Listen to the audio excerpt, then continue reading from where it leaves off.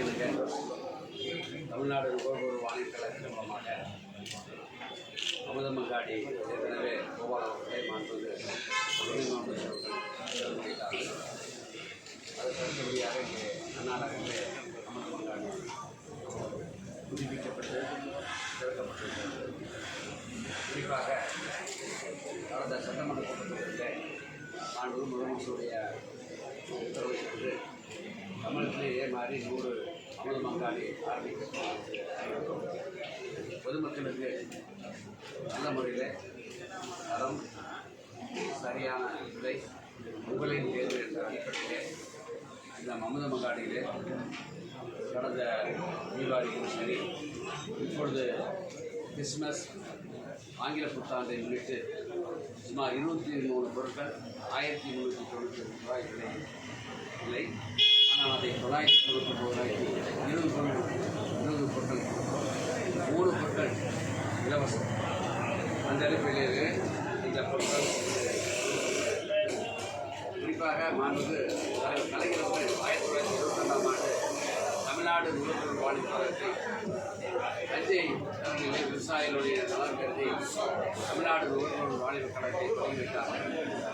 அது நெல் கொள்முதல் முதலில் நெல் கொள்முதல் அங்கே நேரடி நிலையத்தை திறந்து விவசாயிகளுக்கு நல்ல முறையில் கட்டுப்படியான விலையை கொடுக்க வேண்டும் என்பதற்காக தமிழ்நாடு நுகர்வோர் வாணிப கழகம் கலைஞருடைய ஆட்சி காலத்தில் 2007ஆம் ஆண்டு சிறப்பு பொது விநியோக திட்டம், அதாவது உளுந்து பருப்பு, அதே மாதிரி பருப்பு, மாமாயில், சர்க்கரை, ஆட்டா மாவு போன்ற மளிகை பொருட்களை 2007ஆம் ஆண்டு சிறப்பு பொது விநியோக திட்டத்தை இந்தியாவில் எந்த மாநிலத்திலும் இல்லாத வகையிலே மாண்புமிகு அன்றைய முதலமைச்சர் தலைவர் கலைஞர் அவர்கள் தொடங்கி வைத்தார்கள்.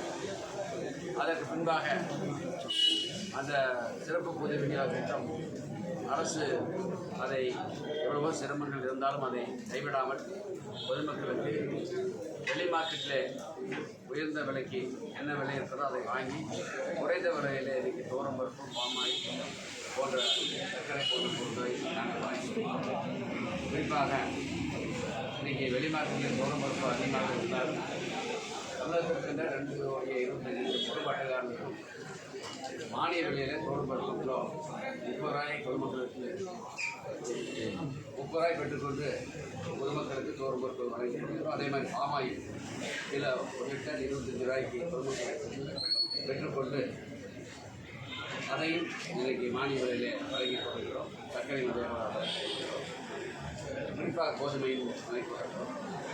கடந்த கோதுமையினுடைய அளவு 25,000 மெட்ரிக் டன் நமது தமிழகத்திற்கு மாதந்தோறும் தேவை. ஆனால் 8,000 டன்னாக குறைக்கின்றார்கள். ஒரு மாதத்துக்கு முன்பாக சமீபத்திலே நானும் எங்கள் துறையினுடைய கூடுதல் தலைமைச் செயலாளர் மருத்துவர் ராதாகிருஷ்ணன் படிக்கிறவர்களும் எங்களது சில்லூர் தமிழ்நாடு நுகர்வோர் வாணிப கழகத்தினுடைய மேலாண்மை திரு அண்ணாதுரை இந்திய ஆட்சி அவர்கள், தமிழ்நாடு சிவில் சப்ளை கமிஷனர் மரியாதை திரு மோகன் இந்திய ஆட்சி பணித்துறை நாங்கள் 4 பேரும் சென்று டெல்லியிலே அந்த துறையினுடைய அமைச்சரை பார்த்து எங்களுக்கு கோதுமையினுடைய மாதந்தோறும் 25,000 மெட்ரிக் டன் தேவை, அதை அந்த 8,000 தான் வழங்குகிறீர்கள், அதை பெற்றுத்தர வேண்டும் சொன்னோம். உடனடியாக அதை 7,000 மெட்ரிக் டன்னாக உயர்த்தி கொடுத்தார்.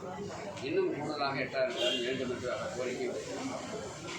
குறிப்பாக மாண்புமிகு முதலமைச்சருடைய அரசு பொறுப்பேற்று தேர்தல் சமயத்திலே திராவிட முன்னேற்ற கழகம் ஆட்சிக்கு வந்தால் நெல்லுக்கான குறைந்தபட்ச ஆதார விலை 2,500 வழங்கப்படும் என்று அறிவித்தார். சென்ற சட்டமன்ற கூட்டத்தொடரில் ஜூன் 27ஆம் தேதி நடைபெற்ற மானிய கோரிக்கையிலே நெல்லுக்கான குறைந்தபட்ச ஆதார விலை பொது ரகத்துக்கு 2,400 ரூபாய், சன்ன ரகத்துக்கு 2,400 ரூபாய், பொது ரகத்துக்கு 2,400 ரூபாய் அறிவித்து வருகிற செப்டம்பர் 2025 செப்டம்பர் 1ஆம் தேதி முதல் அது 2,500ஆக சன்ன ரகத்துக்கு வழங்கப்படும். பொது ரகத்துக்கு அதன் கூடுதலாக வழங்கப்படும் என்று அறிவிக்கின்றோம். குறிப்பாக மாண்பு முதலமைச்சர்களை பொறுத்தவரை பொதுமக்களுக்கு நல்ல முறையிலே இந்த பொருட்களும் சென்றடைய வேண்டும், பொது விநியோகத்துக்கு சீராக நடைபெற வேண்டும் என்பதற்காக குடும்ப அட்டை யார் வேண்டி விண்ணப்பித்தாலும் 5 நாளில் கொடுக்கணும்னு சொன்னாங்க. இன்றைக்கி ஆட்சிக்கு வந்து 44 மாதம் ஆகிறது. 17 லட்சம் குடும்ப அட்டைகள் பொதுமக்களுக்கு வழங்கப்பட்டிருக்கிறாங்க. அதோடு தமிழகத்திலே இன்றைக்கி 376 அரிசி ஆலைகள் தான் இருக்கிறது. மாண்பு முதலமைச்சர் அரசு பொறுப்பேற்று 700 அரிசி ஆலைகளாக இயக்கப்பட்டு அனைத்து ஆலைகளும் கலர் சார்பு என்ற இயந்திரம் பொருத்தப்பட்ட காரணத்தால் அரிசி பழுப்பு கருப்பில்லாத அரிசியை பயன்படுத்த வருகிறது.